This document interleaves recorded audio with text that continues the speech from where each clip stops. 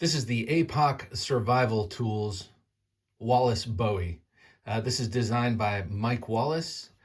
You may remember him from such hits as the Cold Steel Colossus and the APOC Smash It.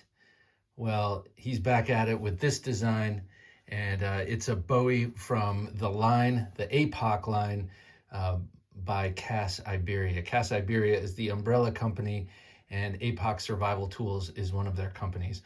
They are starting to make a big splash, first with that Smash It I've shown off here, and also I've shown you that DeMarco Bowie.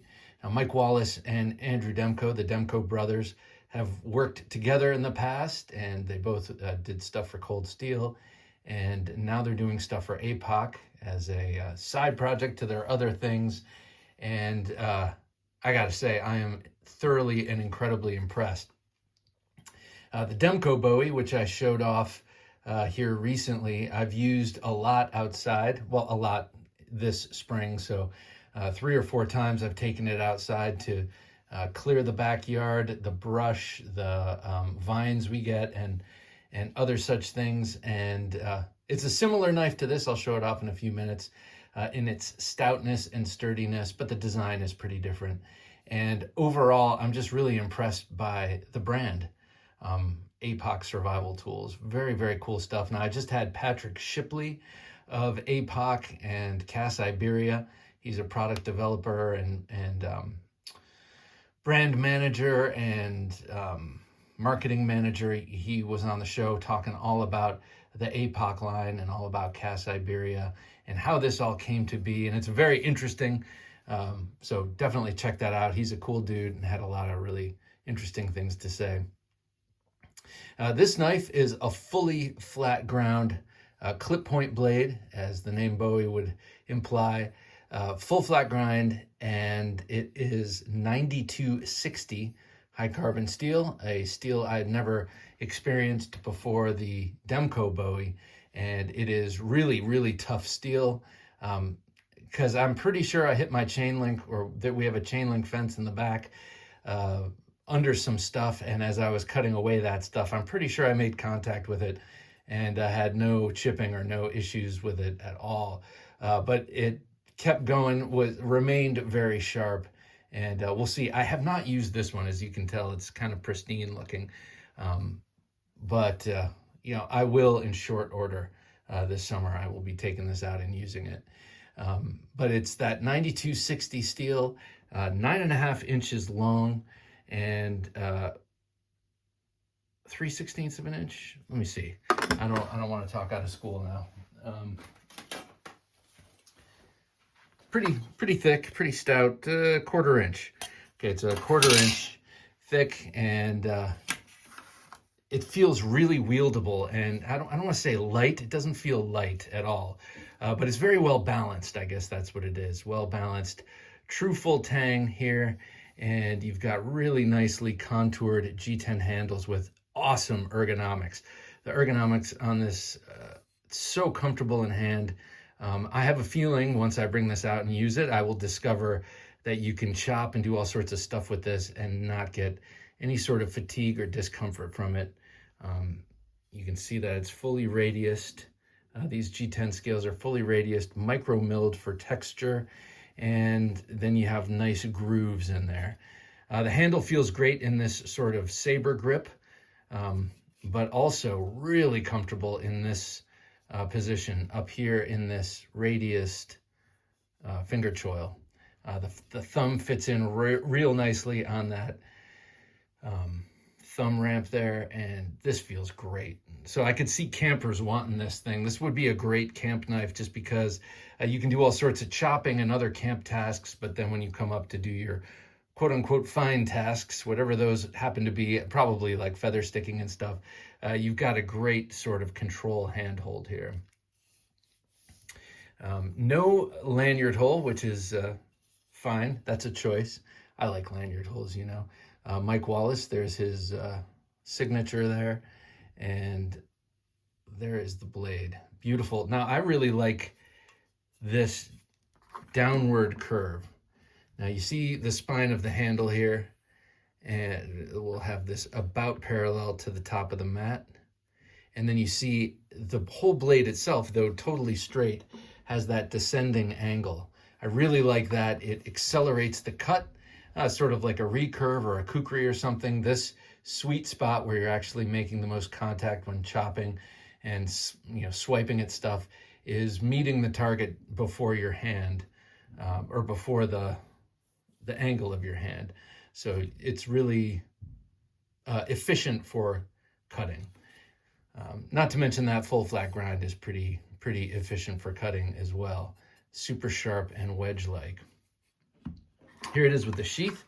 Very nice Kydex pancake sheath. It comes with this Tech-Lock-esque belt loop here, or belt attachment that locks in that way. And then if you slide that over, you can't press it, it won't come undone. Move it over, and then you've got access. So cool thing about this, you don't have to take your belt off. If you decide you want to put it on your belt, say you pack it in your backpack, then you get to your camp, wherever you're going to make camp, you can pull this out, open this up, pop it on your belt without having to remove your belt. I always like that. Very nice retention on this, but not so retentive that a simple push off with the thumb or a tug won't remove it. I don't like it when knives have too stout big knives, that is. I don't like it when knives this big have a really stout fit, because then you have to grab it with the secondary hand and remove it. And I would just rather grab it like this. And since it's a long enough blade, it's not going to just pop out while you're walking around. It's going to take some doing. So I like the sheath. I like the way it fits, and I like the way it goes on the belt. Let me show this with a couple of other knives for comparison here. Here it is with the Trailmaster Bowie from Cold Steel. So about the same size, a little longer in the handle here. And here it is with the venerable V44X from Work Tough Gear. So about the same length again in blade. This obviously has a longer handle and is just a more massive blade in general. But these are two really great knives. This one I've used for definitely over 25 years, but I can't tell you how much more. I know it's probably more than 25 years, but I've used this one a whole lot. Sharpened it down, even changed the profile just from the sharpening. And then this one is relatively new, but is awesome. I've used this one out back here, and it's a great knife.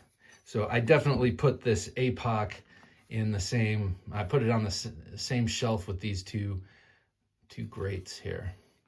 Let me see. I'm going to show it with the other APOC knives I have. Very impressive knives from impressive designers. First up here it is with the Bowie from DeMarco, the DeMarco Bowie from Andrew DeMarco. This one's gotten a good amount of use out back, and I say out back like I've got 40 acres. I don't, but I do have a lot of growth, especially in the springtime, and a lot of like nasty kind of viney stuff, and this takes care of it. Now, interesting, the handles are the same length, but this one feels smaller, feels more encapsulating, whereas this one is longer and gives you kind of place to choke back, and your place to choke up is at the front near the guard. So same length, two different effects. And here it is with the Smatch-It. This is also designed by Mike Wallace, and that thing is just so cool. Double-edged, same 9260 steel, so tough, good edge retention, and maybe not that much corrosion resistance. I don't know yet, though I haven't babied this one. This is the one I've actually used. Haven't babied it, and it hasn't shown signs of rust yet, though I didn't leave it wet. And man, this one is so comfortable in hand. Such a cool knife. Fully double-edged, based on the World War I, World War II era Smatch-It. A full-on weapon. And let me show it with this last knife here. This is sent to me by APOC because I oohed and awed over how cool it is.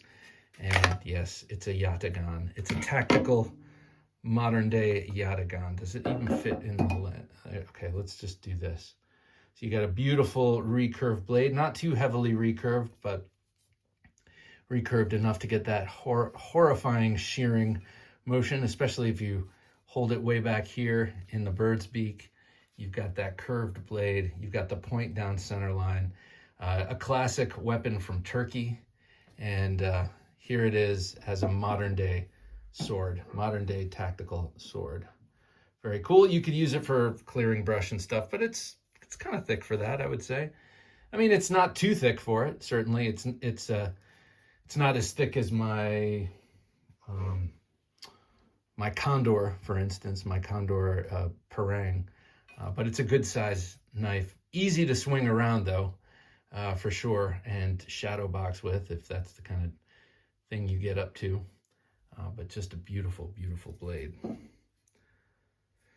All right, I will set that aside. That's called the Waning Moon Yatagan, if you're interested. But this is the Wallace Bowie by APOC Survival Tools. Go check them out. You might be surprised at how reasonably priced they are.